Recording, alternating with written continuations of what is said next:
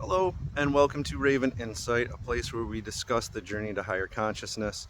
My name is Lyons, I'm a tech bro gone mystic, and I bring you along on this journey with me, showing you my struggles, my insights, the things that I've learned going through the spiritual journey, and I share them with you so that if you find yourself upon it, you'll have someone along to partner you along the way.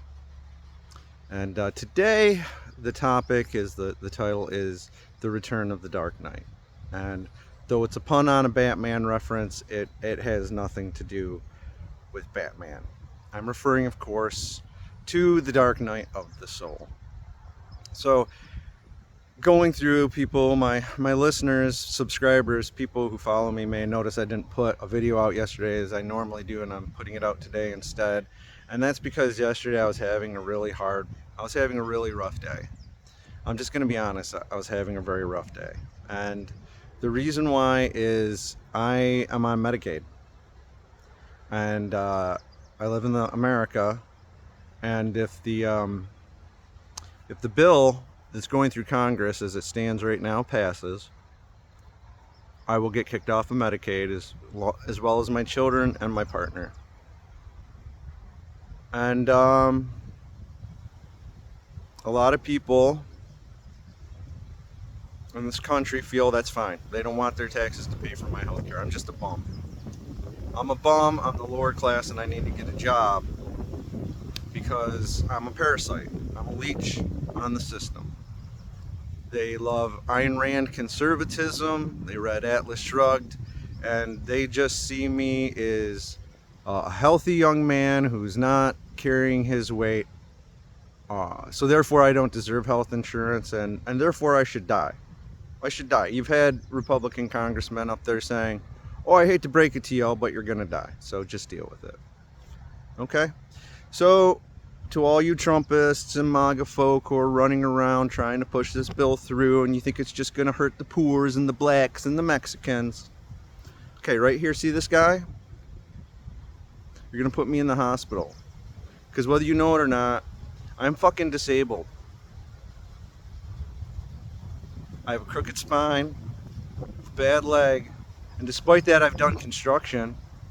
I've dug sewers, I've built roofs, and when I was unemployed for my tech job, that's what I did. And I was doing that, and I could do that because I had Medicaid to pay my insurance bills if I got hurt. Because those jobs I was doing, guess what? They're under the table.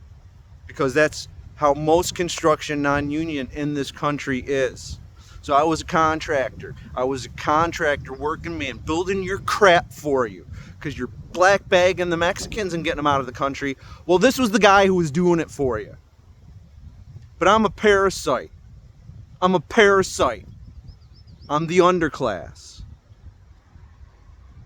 So you're hearing right now a lot of anger and rage. You're like, oh, well, Ben, I thought you were so enlightened, right? Well, this is why I'm having this video today.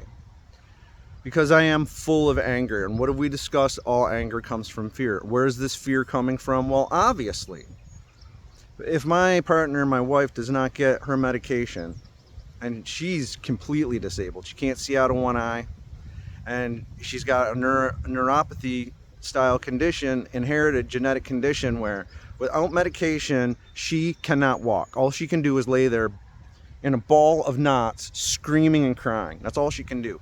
That's all she can do without her medication. And you're taking that away from her. You're going to kill her. Thank you. Thank you. So that woman writhing on the ground in knots of pain, she should just go out and get a job, right? She should bootstrap herself, right? Okay, thank you. Thank you. My children, who have had a very bad situation in life, again for circumstances which I cannot discuss at this current time, they go to therapy, they have stuff that they need, all gone. So thank you. You're destroying the parasite. You're destroying the parasite class. Okay? So what does this have to do with the spiritual journey? What's this have to do with the Dark Night of the Soul? I want you to see the Dark Night of the Soul in action. I'm in it right now. I'm in the Dark Night of the Soul. I told you before, the spiritual journey is like an iterative process that goes and it loops up. And I know you've seen videos here, me all positive and being a cheerleader, and I'm so excited about the channel, and I'm so excited about the future, and I'm so excited about the positivity. That's me blissing out post-eureka moment after a dark night of the soul. But I want to show you the dark night of the soul, okay? The difference between the dark night of the soul, which snuck up and grabbed me the other day, again, it's not like depression, okay? It's different. It's got similar characteristics, but it's different. You're tired, you lose the ability to think, you lose the ability to concentrate, but you're not depressed. You're trying to solve a problem. You're trying to solve a problem that you don't know what the problem is. Because it's not so much a logical problem, it's an emotive problem. I know I need to do a better job of taking care of my family. It's up to me to take care of my parents, my partner, and my children, okay? So I feel within me accountability and responsibility. And when I cannot achieve or succeed in the typical puritanical American way, I feel like a failure, and that destroys my self-image, and then it makes it harder to go forward and produce. So I'm processing, okay? And I really try not to be political on this channel because I want this to be a community of love. I want to create, ultimately, a community of like-minded thinkers who can come together and learn how to, in kindness and generosity and love, rebuild a better community so that we can rebuild a better world. So I really try not to go into too many American politics and left versus right. And as you're hearing, a lot of this is politically oriented right now.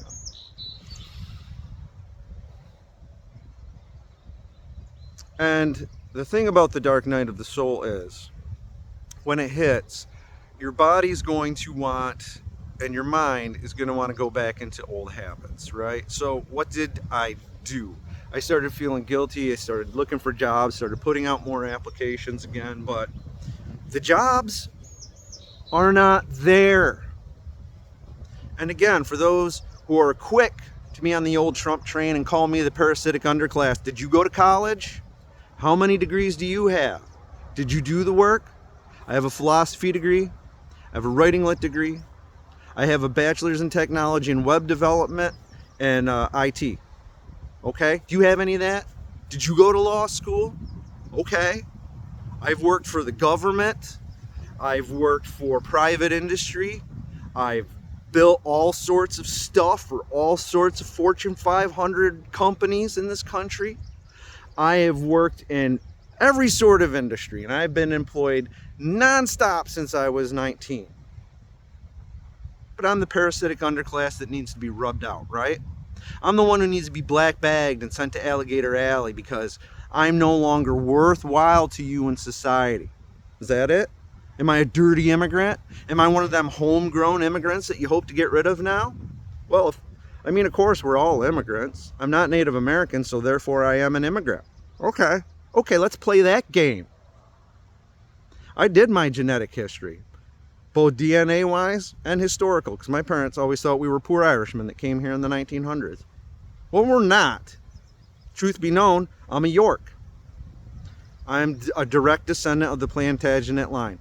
I'm a direct descendant, like the 26th grandchild of Edward III. Richard III was my grandfather. The children in the tower who disappeared, those were my first cousins. Okay?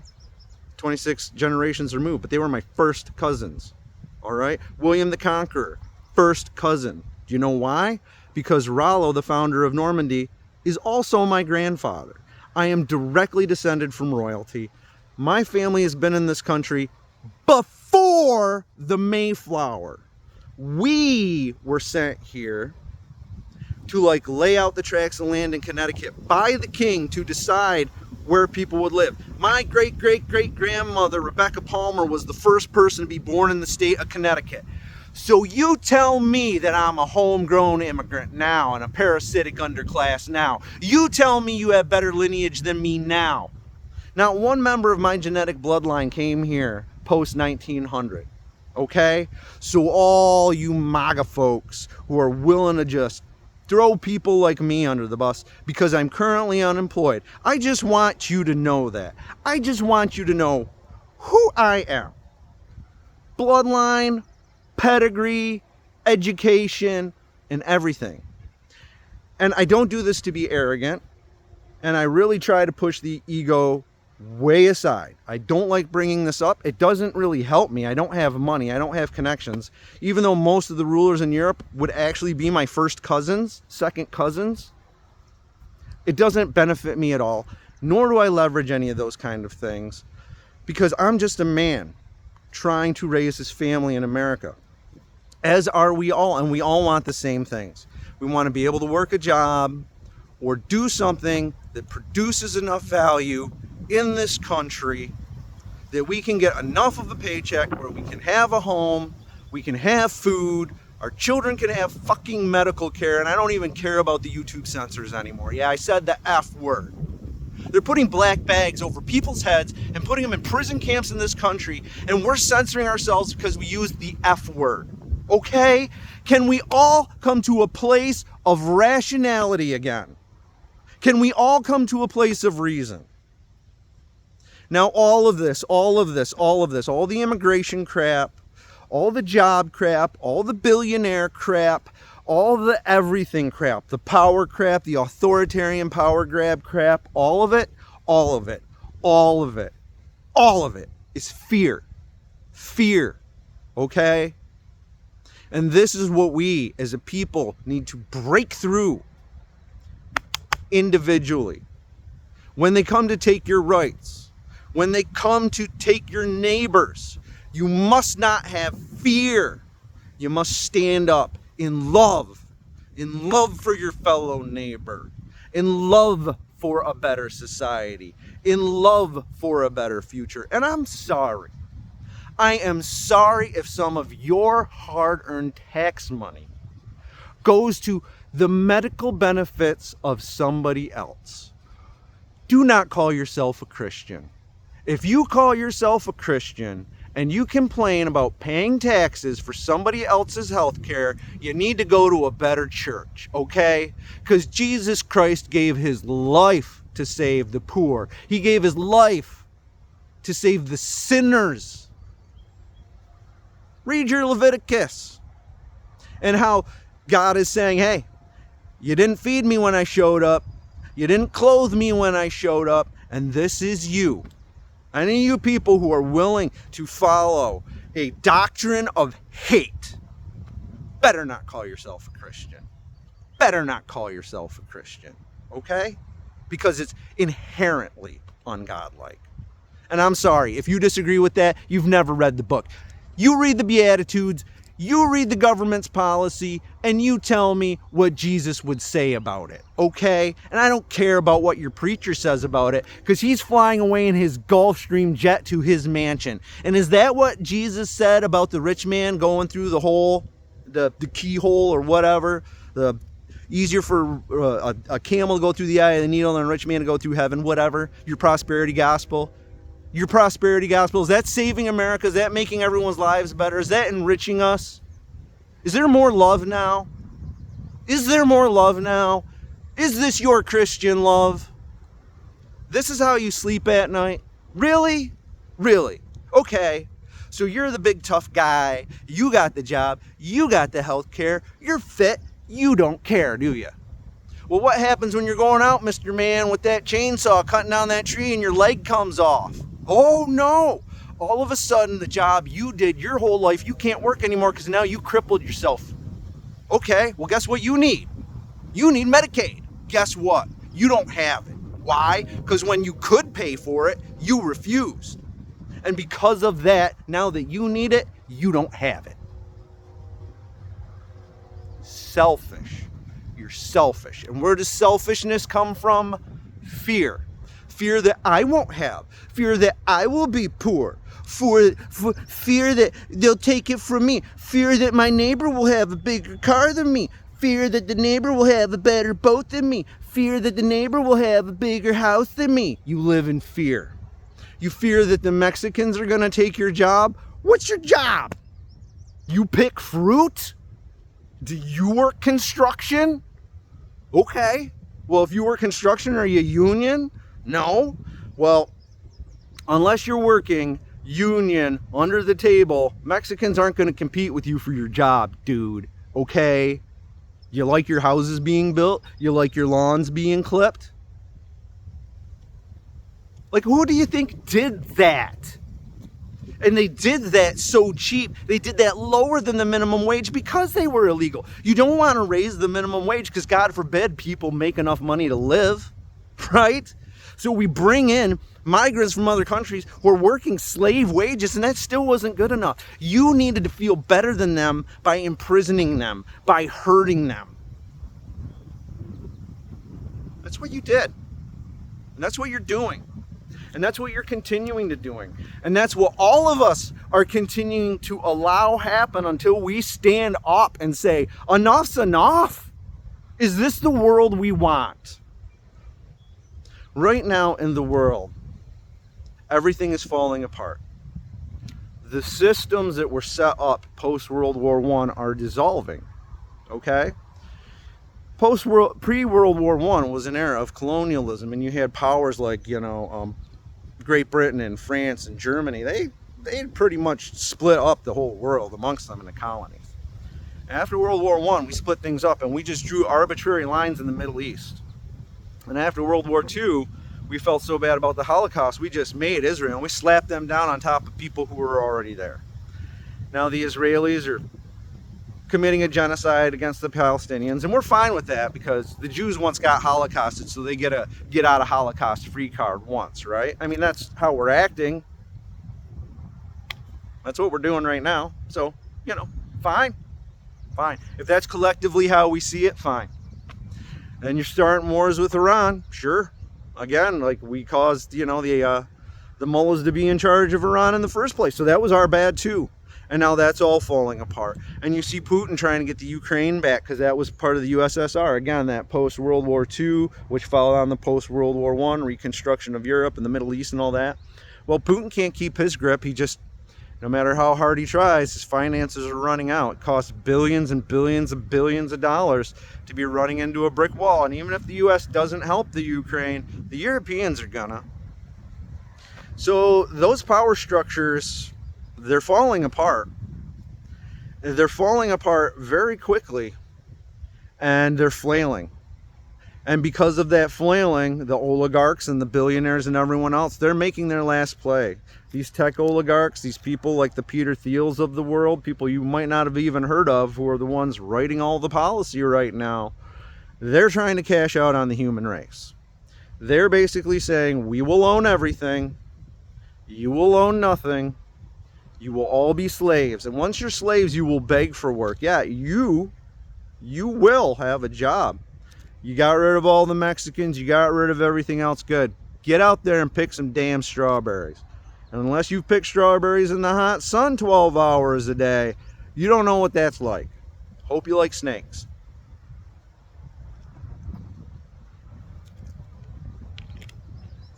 The cruelty hurts me. I'm trying to escape all of it. I don't want to be part of this. I don't want to be political. You don't see me being pro-Biden or pro-Harris or pro-anyone. I've really tried not to even go after the MAGA folk. But you got to realize it's a cult, right? Like even me, I have conservative principles. But what is conservatism? Conservatism is fear. All conservatism is fear. It's just the way it is. It's a want to return to the past. And in America, conservatism's three things, and that's really become the problem in the Republican Party. I'm fine being a fiscal conservative. I think being fiscal conservative is very responsible. Canada is fiscally conservative. Fiscal conservatism, the idea that you do not spend more money than you take in, fine. I am absolutely fine being a fiscal conservative. No problem. But then it comes into how are you spending your money? I would rather spend money on food for children in America than bombs to slaughter the Palestinians. And that's a value decision that I have made, okay? I would rather have Medicaid for everybody rather than tax breaks so that Jeff Bezos can buy his fifth yacht. That's a value decision. But you see, these are discussions that one can have, okay? Social conservatism, I mean, that's different, right? You just fear the changes. You fear the gays, you fear the non-Christians, and whatever. I'm not socially conservative. That's just fear. You fear other people, you fear their lifestyle, you fear the things that they don't understand. So you get mad, and then through hate, you legislate against it. I mean, let's just be honest. You're scared of them. You're scared of a man in a dress. You're scared of what they might do to your little ones.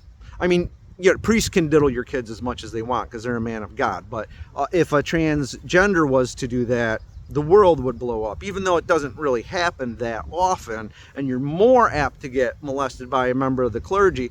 By all means, through fear, let's go after the weakest among us. That makes sense. Isn't that what Jesus said? Let's go against the weakest among us.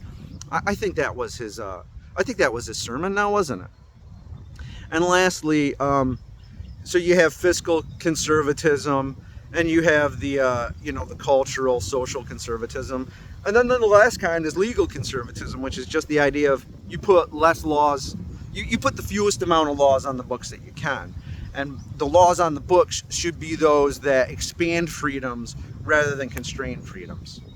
And I'm fine with that. So 2 out of 3 things, I would say I'm actually pretty conservative. Where am I liberal? I think we should, like every other modern country in the world, have universal health care. And, Medicaid was a step towards that. It could have been universal health care coverage. Because here's the problem. If you get rid of Medicaid, and even if you're not a parasite underclass like me, even if you're not a leech on the system like me, even if you're just not a disgusting pig man like me, because that's what you're calling me, and that's what you're telling me, and like, social media, Facebook friends and everyone have clearly made it out that I deserve to fucking die because I'm a 50-year-old man and I can't get a job, therefore I deserve to die, and my family deserves to die because I failed to be accountable and responsible enough to support them. Thanks for your opinion, everybody. Thank you. I really appreciate the love that you've given me. So in all of this, again, my natural knee-jerk reaction is to do those same things that I would have done before. Look for jobs endlessly, futilely, go on Facebook and tell everyone exactly how I feel about it, start political debates and comments. I got banned from Reddit for 2 days. For 2 days. And all I said was, anyone who votes for the bill in Congress should be harassed in public anytime they go out to eat. Give them the J.D. Vance treatment in Vermont. I got banned for 2 days from Reddit because that was seen as a call to violence. Okay. I don't think people who vote to get rid of all the medical assistance for all the poors in the country should be able to have a comfortable dinner in public. I mean, that's basically the same thing as putting a black bag kicking in someone's door, putting a black bag over their head, putting them in a van, driving them down to a trailer that is leaking and flooding with no air conditioning, and you're going to stick them down there to die. And ha ha ha, if you try to escape, there's alligators and crocodiles and pythons. That's your government. That's who you're proud of. That is who you represent. That's you. So you've called me the enemy. You've come out to want to kill me, and you've made it clear. Okay, so now I know where you stand. But I'm not going to fight you with hate. I'm going to fight you with love and tell you, if that's what you need me to do, then I will die. And my children will die, and my partner will die. But we'll all die in love. I refuse to let us go down. So in this dark night of the soul, which again is like a depressive state, but it's like a problem you're trying to solve. There's a piece that's missing to a puzzle you don't know you're putting together. And it's called the dark night because you feel the dawn coming of it. You feel the eureka moment coming of it. Like, I feel really good things coming of this. But this video wasn't about anything productive other than for you to see someone who goes through the spiritual journey who's still imperfect. For someone who stays focused on love and spirituality, but is still very much mired in the problems of the world, problems of money, problems of politics, dealing with things that are outside of my control. And then there's the, how do you cope with it? Do you go back into the old coping mechanisms that didn't serve you, right? Or do you go forward? So like my example of getting banned on Reddit, why do I bring it up? Because that was an old behavior I was engaging in. And how does the divinity help me here? It banned me over something dumb. Why? So I get off Reddit, so that I come out here and I do a video, so that I go do other things in my life and I stop doom scrolling. Sometimes life has a way of readjusting you, and sometimes you just need to know when to go to the flow. And I've been very hyperbolic and very animated here because it's quite offensive. I mean, it really is. Like, I am what you people, you racist, white power supremacists, wet dream of a genetic code in me. And I despise you people, okay? Donald Trump could never hope to have the genetic background that I have in a million years. So that's something I have that he never will have, never can have, and no much money he has will ever buy it. And for me, I just think it's neat because I can like look up my family history in history books. Because now when I have these weird moments, and maybe I'll talk about this, because my Rollo connection is one of the reasons why I'm so into the Odin stuff, okay?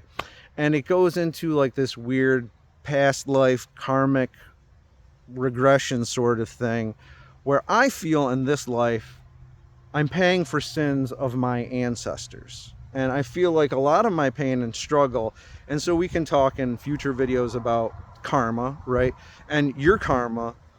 But you know how like if you grow up in an abusive household, like the children tend to repeat the behavior, and a lot of it's about breaking the cycle. Well, you can see like an alcoholic grandparent makes an alcoholic son, makes an alcoholic, grandchild, right? I mean, you can see how that would behaviorally make sense. But to like the Buddhist concept of inherited karma, and now to the concept of DNA and what we can do modernly, right?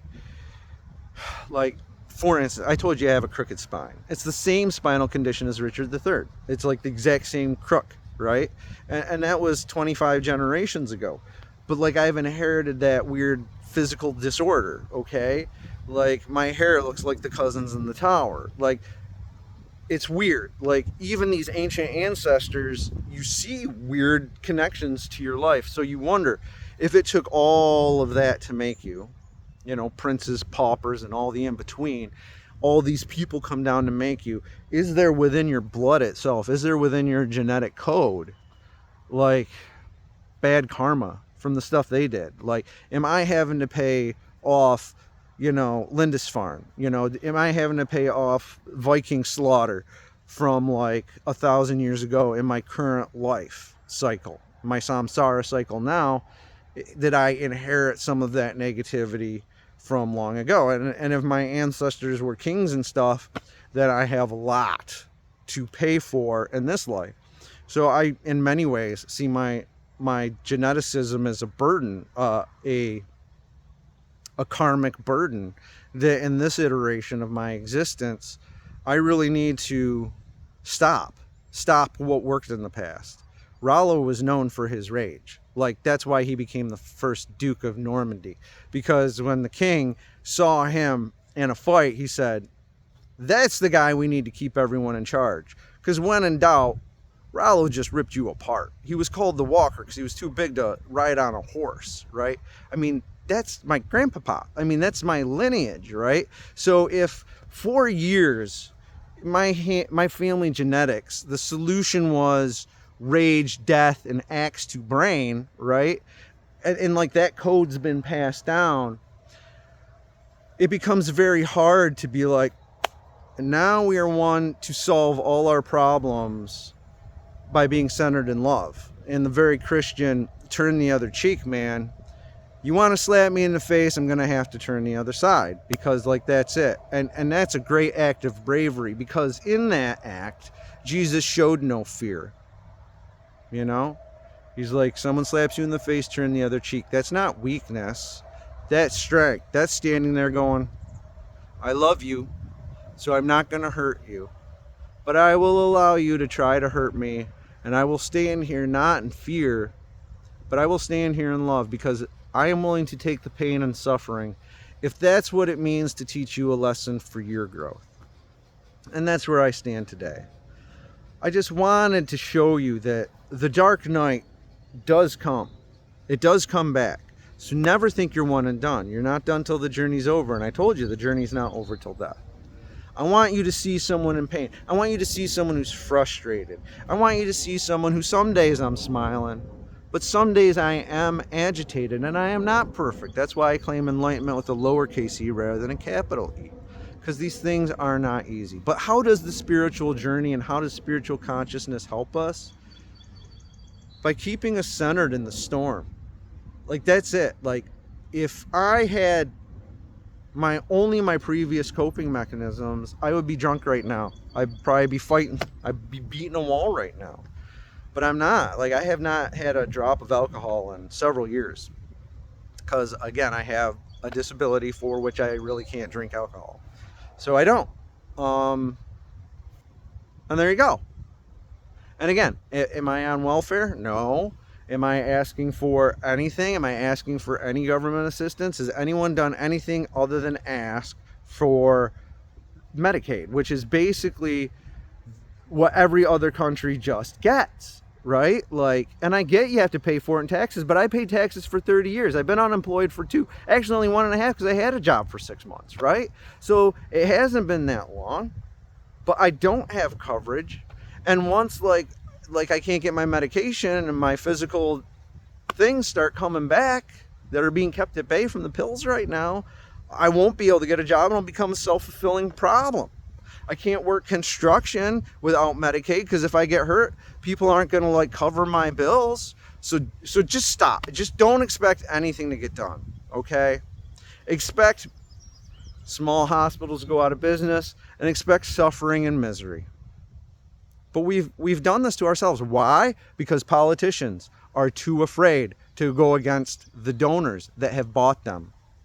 The billionaires are too afraid to be the poorest billionaire amongst them, so they have to be the best. They're too afraid of what the people are going to do, and there's too much of an imbalance, and there's too much poverty in this world, and automation's taking too many jobs. That's why Zuckerberg built a bunker in Hawaii. That's why they've all built bunkers in Hawaii. The writing's on the wall, folks. And I know I'm just a guy here talking about spirituality, but remember, I'm a tech guy. I know what AI can do. I see how AI can really replace a lot of jobs by making one talented person 100 times more efficient. Like, that's really the danger of AI currently, is the maximum efficiency that allows one employee to do. And one guy can do the job of 6. And it's just going to keep going away. Oh, you're a truck driver? Great. Did you go into that nice Trump convoy? Great. Well, your job's gone as soon as those AI trucks are here. Your job's gone, dude. You work at McDonald's, have you noticed like the AI like customer service stuff? Oh, you're a contractor. Boston Dynamics is making robots that can do contracting. No matter what your job is, it's not safe. And if you don't believe me, just wait a few years. And you're calling me the parasitic underclass now, you and Randy and Champ. Can't wait till you join me. And when you do, I'll see you here in my pit of the dark night. And just like Bane, buddy, I was born into it. And I have lived here my whole times. So welcome on in. I hope you enjoy. But don't worry. We'll get through this all together. Because at the end of it, all suffering is a teacher, right? And some of the greatest lessons come out of the greatest sufferings.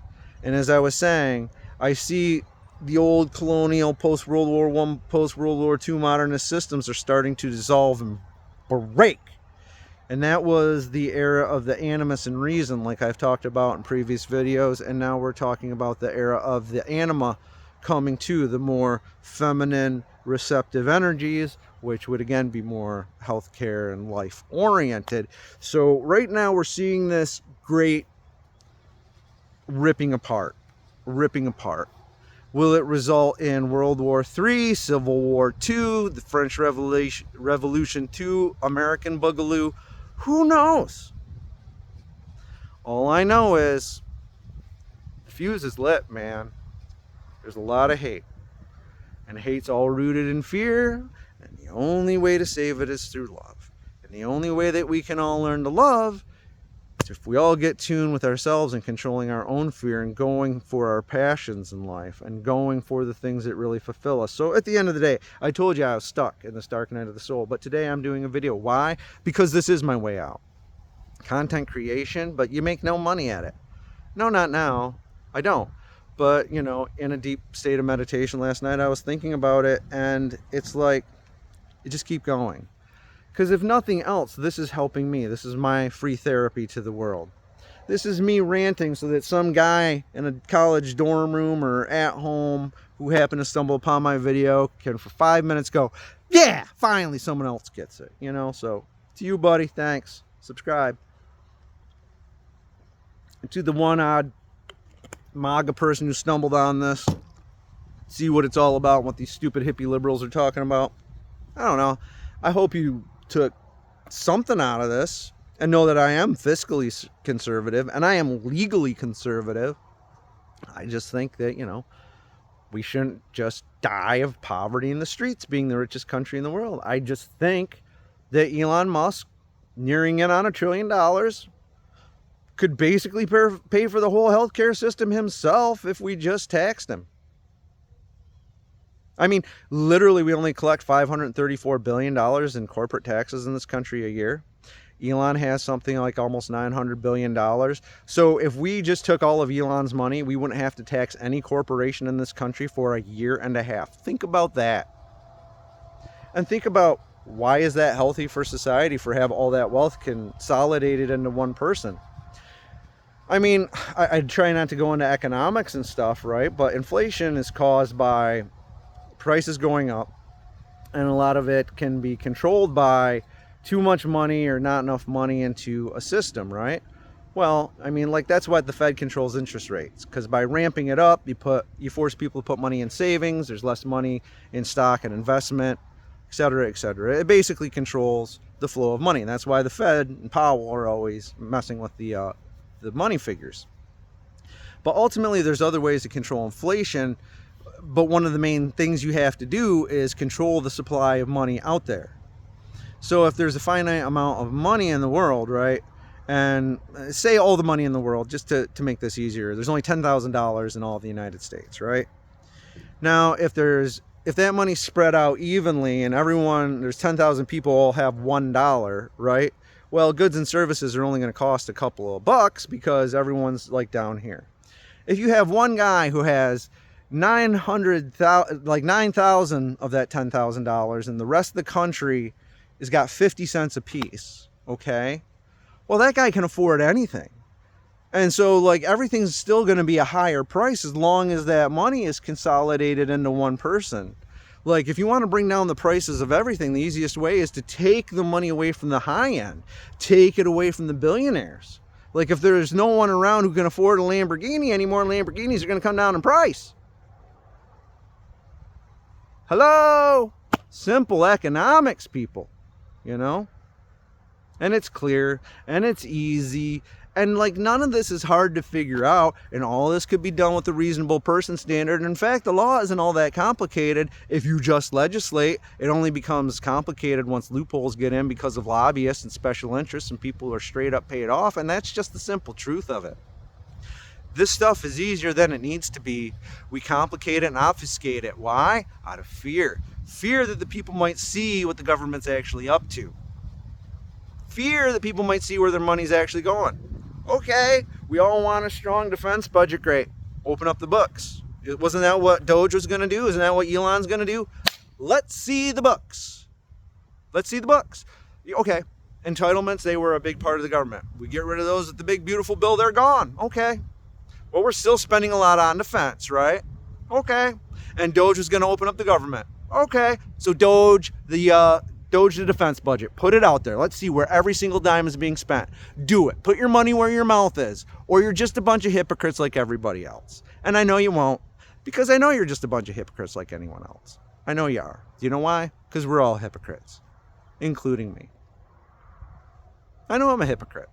Because here I put myself out there as being someone who's all together, and I have this channel, and I'm trying to bring everyone spiritually, and I'm like, yeah, look at me. I'm a mess. Why? Because life is imperfect, and I am imperfect. And honestly, I accept it. You know, I accept it. But what we have to do is strive to be better. Strive to be more loving.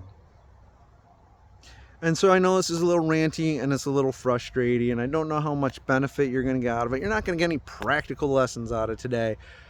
But like anything, like I told you, this channel's about a journey, and it's about my journey as much as yours. And I want you to see me suffering so that when you suffer, you don't backslide.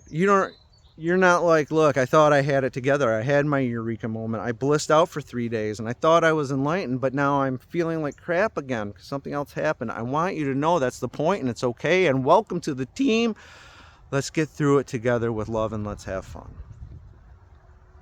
But things are not great right now, worldwide. Especially hot in America right now. And there are no answers, and nothing is perfect, and nothing is set. But like the phoenix, sometimes everything has to be burned to the ground in order for things to renew. So I believe that perhaps this bill has to pass. I believe that Medicaid has to go away. I believe that all these benefits for all these people have to go away. And a lot of people are going to have to die. And when your mom dies, too young. And when your grandma dies, too young. And when your children die, too young. And when you thought you were someone special, and you're not, and the bag comes over your head, and you disappear, oh well. That's all I got for today. Raven Insight, like, comment, subscribe. This is Lions.